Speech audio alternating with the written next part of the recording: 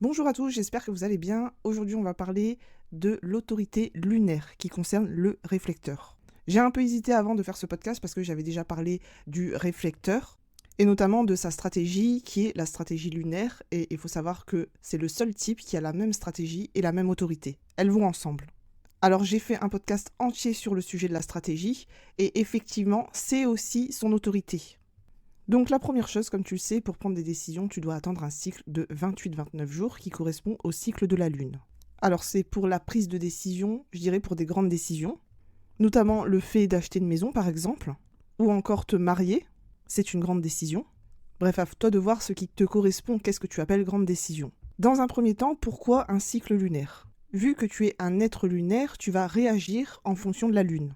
En fait, tu as besoin de temps non pas pour réfléchir, mais plutôt pour ressentir.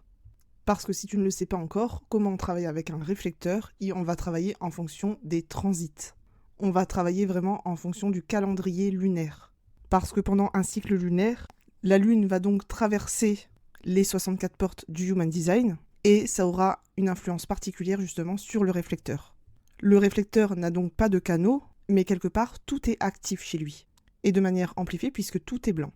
Donc le réflecteur aura besoin d'écouter ses ressentis tout au long de ce cycle lunaire. Il est tout à fait possible que tu puisses prendre une décision au bout de 15 jours, mais il est probable aussi que tu reviennes dessus. Donc tu dois laisser le temps de te donner les réponses que tu as besoin. C'est vraiment une question de timing. Tu es aussi connecté à l'univers, parce que non pas que tu n'as pas d'intuition, mais plutôt je dirais que c'est une intuition qui vient de l'extérieur, qui vient d'ailleurs, et elle vient directement de l'univers. En fait, tu vas voir comme des illuminations qui vont éclairer ta conscience. Ça risque même d'être soudain. Mais je rappelle que tu as été conditionné à tout savoir tout de suite et que tu pourrais le regretter. Donc comment ça se passe ? Tout au long de ce cycle, tu vas ressentir diverses émotions, par diverses humeurs, qui vont te permettre justement de prendre une décision. Du moins pour les grandes décisions, qu'il s'agisse de l'amour ou du côté professionnel ou encore acheter une maison, tu te dois de passer par ce cycle. Et n'oublie pas que ta plus grande sagesse humaine, c'est de te laisser porter par la vie, par le temps, par la vie qui va te montrer justement ton chemin.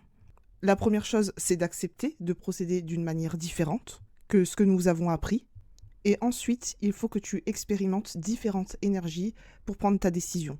Alors pour les petites décisions, je dirais que ça serait bien de tester 2 ambiances différentes avant de te fixer.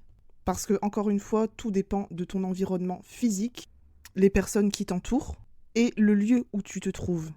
Enfin, il faut savoir que la lenteur fait partie de ta clarté et que tu n'en récolteras pas les fruits plus vite. Si tu veux en apprendre plus sur le sujet, n'hésite pas à écouter le podcast justement sur le réflecteur et sur la stratégie du réflecteur. Et pour aller plus loin, n'hésite pas à me contacter pour que nous puissions faire une analyse ensemble.